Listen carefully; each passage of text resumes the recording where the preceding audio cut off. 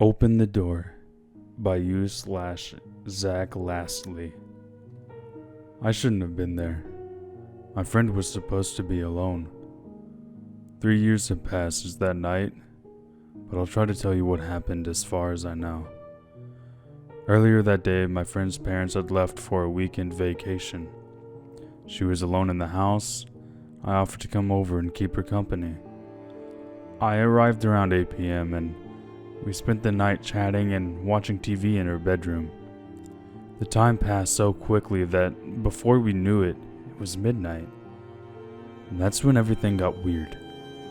We began to hear strange noises outside her bedroom. At first we thought it was just the house settling, but then we stopped talking and listened. There were soft footsteps coming up the stairs. "Do you think your parents have come back?" I asked. She said her parents were not supposed to return until the next evening. Besides, there were too many footsteps for just 2 people. I ran over to the door, and just before the footsteps reached the hallway, I turned the key in the lock. Suddenly, there was profound silence.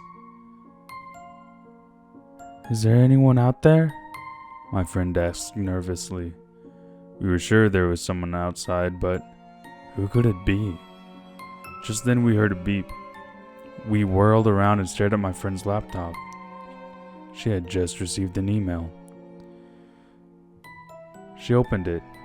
The sender was unrecognizable, just a random combination of numbers and letters. When we read the message, it sent a chill down our spines. "Whatever happens, do not open the door."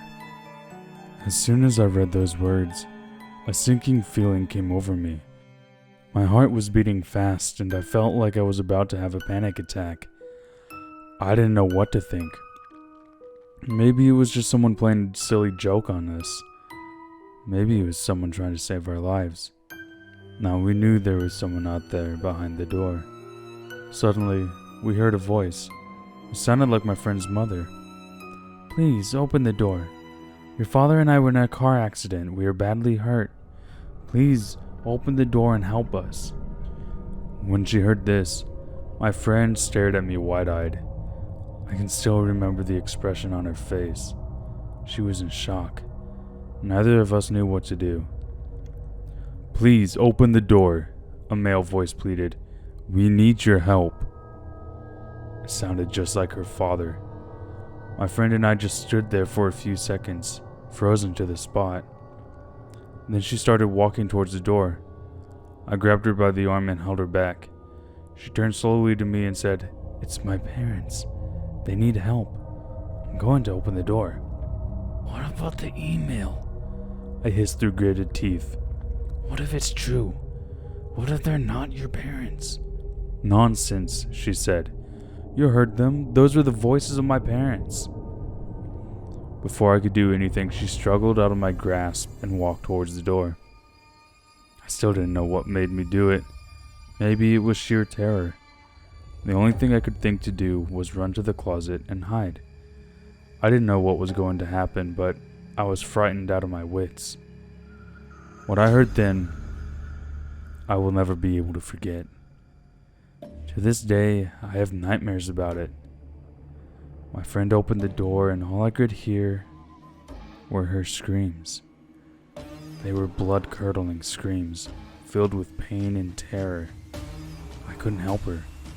All I could do was cower in the closet, keeping perfectly still, praying that I wouldn't be found. I don't know how long I stayed there. It could have been hours. By the time I felt safe enough to come out, it was morning. The bedroom was empty and the door was open. My friend was nowhere to be found. I ran all the way home and called her parents. When I managed to reach them, they told me they were still on vacation. I told them what happened the night before, and they immediately called the police. They searched for days, but they never found my friend. I doubt they ever will. I don't know what happened that night. I don't know who or what it was that came and took my friend away. But I know they were out there. I also know that I shouldn't have been there that night. I shouldn't know that they exist. I know someday they will come for me, but whatever happens, I will not open the door.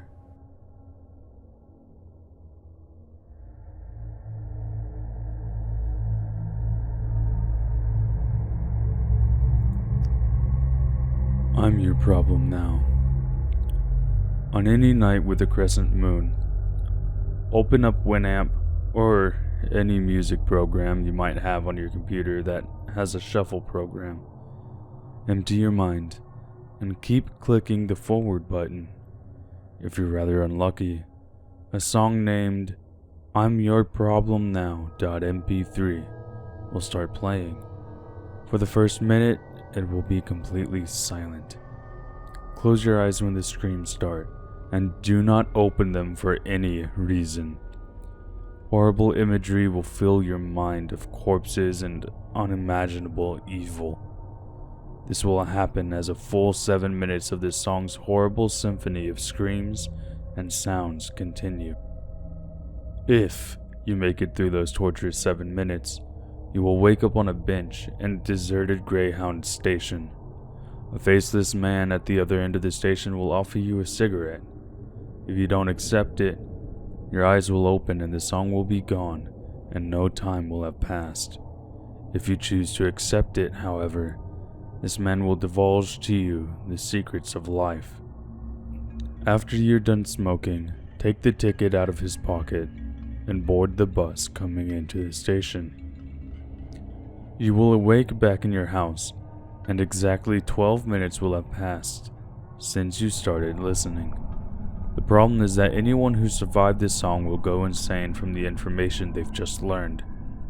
Be warned, should you proceed through any polished surface, be it mirror, wood, or window, your reflection will always be watching.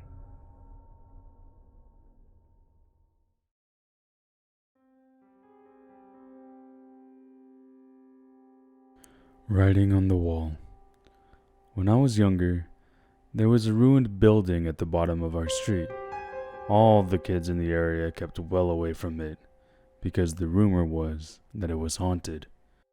The concrete walls of the old 2-story building were cracked and crumbling. The windows were broken and shards of glass lay all over the floor inside. One evening, as a test of courage, my best friend and I decided to explore the creepy old place. We climbed in through a window at the back of the building. The whole place was dirty and there was a layer of mud on the wooden floor. As we dusted ourselves off, we looked up and were shocked to see that someone had written the words, "I am dead," on the wall near the ceiling. Probably some teenagers trying to scare kids, I said. Yeah, probably, replied my friend. We explored more of the rooms on the ground floor. In a room that appeared to have once been a kitchen of sorts, we found more writing on the wall. It read, "I am in a room upstairs." We walked up the creaking stairs to the second floor.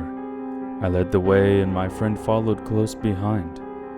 I wasn't scared, but he was beginning to get a little jittery. When we came to the top of the stairs, we turned left and walked cautiously down the narrow hallway. At the end of the hallway was a closed door with some more ominous writing on it. "You will find me in this room." By now my friend was shaking with fear. I was really creeped out too, but I didn't want to show it. He told me he didn't want to go any further, but I insisted, telling him there was nothing to be afraid of. I turned the handle and the door creaked open. We stepped into the room and found it empty. There were 2 closed doors on either side. There was more creepy writing on the wall. It read, "My head is on the left and my body is on the right." As soon as my friend saw this, he completely lost his nerve. He gave a yelp and turned to run away. I caught hold of his arm, but he shook me off and fled through the open door. I heard his footsteps disappearing off down the hallway. I held my ground. I was determined to be brave and overcome my fear. Mustering all my courage, I opened the door on the right and walked inside. I walked to the other side of the room, and on the wall, written in tiny letters, were the words, "My body is underneath." I looked down at the floor. I was standing on some more writing on the floorboards. I stepped back and saw the words, "My head is coming from the room behind you. Turn around." I heard the door behind me creaking and quickly turned. There was a shadow moving behind the door. Suddenly, something rolled into the room and came to a rest against the wall. It was my friend's severed head. His dead, sightless eyes seemed to stare at me.